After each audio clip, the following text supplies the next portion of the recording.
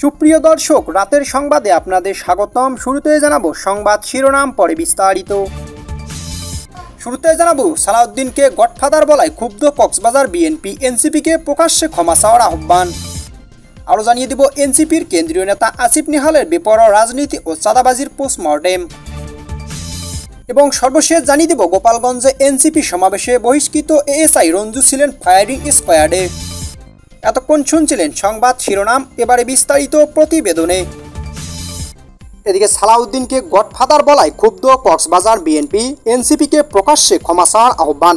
সরকার ঘনিষ্ঠ Kings party হিসেবে পরিচিত জাতীয় নাগরিক পার্টি এনসিপির মুখ্য সমন্বয়ক নাসিরউদ্দিন পাটোয়ারির বিরুদ্ধে বিএনপি নেতা সালাউদ্দিন আহমেদকে উদ্দেশ্য করে অশোভন মন্তব্য করায় অভিযোগ উঠছে। এর প্রতিবাদে কক্সবাজারে ক্ষুব্ধ হয়ে উঠছে বিএনপি এবং এর অঙ্গ সংগঠনগুলো। জেলা বিএনপির এক বিবৃতিতে এনসিপিকে জাতির কাছে ক্ষমা চাওয়ার আহ্বান জানিয়ে শনিবার রাতে কক্সবাজার জেলা বিএনপির দপ্তর সম্পাদক ইউসুফ বদরি স্বাক্ষরিত এক প্রেস বিজ্ঞপ্তিতে জানান, বিএনপি জাতীয় স্থায়ী কমিটির সদস্য সালাউদ্দিন আহমেদকে নিয়ে মিথ্যাচার ও বিষোদ্গারপূর্ণ বক্তব্য প্রত্যাহার করতে হবে। এই বিবৃতিতে দলটির জেলা সভাপতি শাহজাহান চৌধুরী এবং সাধারণ সম্পাদক শামীম আরা স্বপ্না বলেন, সালাউদ্দিন আহমেদ কেবল একজন রাজনৈতিক নয়, তিনি মানুষের হৃদয়ের প্রতিনিধি। তাকে নিয়ে বানোয়াট প্রচার চালিয়ে রাজনৈতিক পরিবেশ নষ্ট করা হচ্ছে।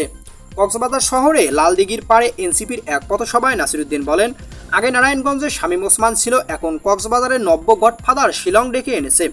জায়গা জমি দখল, চাঁদাবাজি করছে। তার নাম বললাম না, কিন্তু সংস্কার বোঝে না।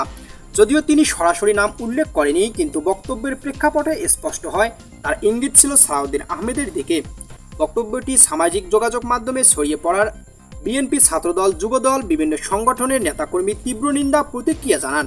শহরে পুরনো শহীদ মিনারে ছাত্রদল প্রতিবাদ সমাবেশ, প্রধান সড়কের বিক্ষোভ মিছিল হয়। চকরিয়া, ঈদগাহ, উখিয়া, রামু, টেকনাফ সহ বিভিন্ন উপজেলায় বিক্ষোভ ছড়িয়ে পড়ে। বিশেষ করে উখিয়া কক্সবাজার টেকনাফ সড়কে প্রায় 1.5 ঘন্টা যান চলাচল বন্ধ থাকে।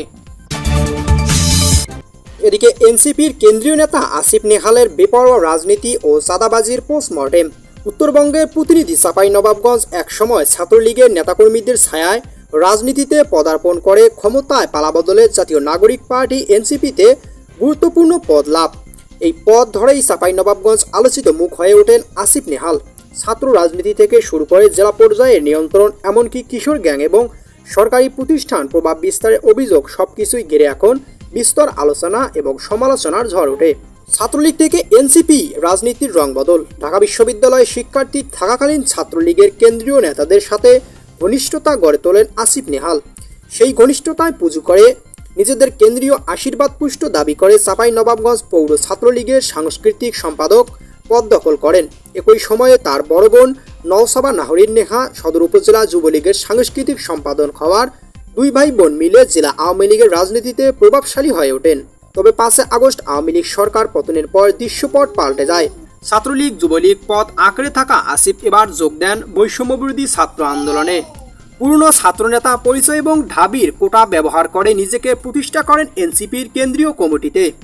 আন্দোলন শুরু হয় সক্রিয় ও ত্যাগী নেতা কর্মীদের উপেক্ষা করে নিজের আনুগত্যের দিয়ে জেলা কমিটি গঠন করেন আসিফ। এতে করে জেলা পর্যায়ে নেতৃত্ব ব্যাপক সমালোচনা, অস্থিরতা ও ক্ষোভ জন্ম দেয়। এনসিপির ভেতরে দেখা যায় বিভাজন, সামাজিক যোগাযোগ মাধ্যমে একের পর এক অভিযোগের মুখোমুখি হন তিনি। নেতৃত্ব পাওয়ার পর চাঁদাবাজি, ঠিকাদারি কাজে পাইয়ে দিয়ে কমিশন নেওয়া এবং মামলার তদবির বাণিজ্যের অভিযোগ ঘিরে ব্যাপক সমালোচনার মুখে পড়েন আসিফ নেহাল। অভিযোগ আছে চাঁপাইনবাবগঞ্জ জেলা কয়েকজন আওয়ামী লীগ, যুবলীগ, ছাত্রলীগ ও নেতা ও ব্যবসায়ীর কাছ থেকে মোটা অঙ্কের টাকা আদায় করেছেন তিনি। সামিউল হক, লিটন হাসান, রশিদুজ্জামান বিপ্লব এবং হাম্মাদ আলীর মতে বিতর্কিত নেতাদের সাথে নিয়মিত বৈঠক ও আর্থিক লেনদেন প্রমাণ রয়েছে তার বিরুদ্ধে। এদিকে গোপালগঞ্জে এনসিপি সমাবেশে বহিষ্কৃত এএসআই রঞ্জু ছিলেন ফায়ারিং স্কোয়াডে। গোপালগঞ্জ জাতীয় নাগরিক পার্টি এনসিপির পূর্ব ঘোষিত সমাবেশ ঘিরে ঘটে যাওয়া ভয়াবহ সংঘর্ষ, প্রাণহানি ও সহিংসতার পেছনে শুধু রাজনৈতিক উত্তেজনা নয়, আড়ালে রয়েছে একটি বৃহৎ আন্তর্জাতিক ষড়যন্ত্র।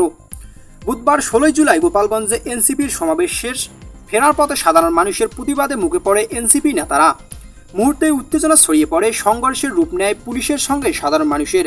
ফায়ারিং, ধাওয়া, পাল্টা ধাওয়া এবং ছত্রভঙ্গ করার চেষ্টা, সব মিলিয়ে পৌর পার্ক এলাকায় তৈরি হয় নতুন রণক্ষেত্র চিত্র। ঘটনার সময় সেনাবাহিনী ও পুলিশ সদস্যের গুলিতে মারা যান অন্তত 7 জন, আহত হন আরও অর্ধশতাধিক। নিহতদের মধ্যে রয়েছেন রমজান কাজী ও দীপ্ত সাহা, যারা কোনো রাজনৈতিক দলের সঙ্গে যুক্ত ছিলেন না বলে দাবি করেছেন তাদের পরিবার। সূত্র বলছে, এই ঘটনার নৈপথ্য রয়েছে একটি সুপরিকল্পিত রাজনৈতিক নকশা। নিহতদের মধ্যে কেউ কেউ গুলিবিদ্ধ হয়েছেন বহিরাগত অস্ত্রধারীদের গুলিতে। প্রত্যক্ষদর্শীরা জানিয়েছেন, ঘটনাস্থলে উপস্থিত ছিলেন 2 জন, যারা দেখতে তামিল সিনেমার ভিলেনদের মতো। এর মধ্যে একজন ছিলেন গোপালগঞ্জে কোটালীপাড়া উপজেলায় চাঞ্চল্যকর নিখিল তালুকদার হত্যা মামলা গ্রেপ্তার হওয়া পুলিশের সাবেক সহকারী উপপরিদর্শক এএসআই শামীম হাসান।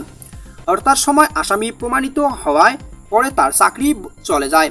এই রঞ্জু ছিল আরেকজন ব্যক্তি। জানা গেছে, এই 2 জন ছিল বহিরাগত শুটার। এই ব্যক্তিদের নির্বিচারে সাধারণ মানুষের উপর গুলি চালানো শুরু করে। এর সঙ্গে যুক্ত হয় পুলিশ ও সেনাবাহিনীর সদস্যরাও। জানা গেছে, একটি হত্যাকাণ্ড প্রধান উপদেষ্টা ডক্টর মোহাম্মদ ইউনূসের মেটিকুলাস ডিজাইনের অংশ। আর এসব কিছুই নির্বাচন পেছানোর পায়তারা বিএনপি ও গোপালগঞ্জের সংঘর্ষের ঘটনাকে পরিকল্পিত হিসেবে আখ্যায়িত করছে।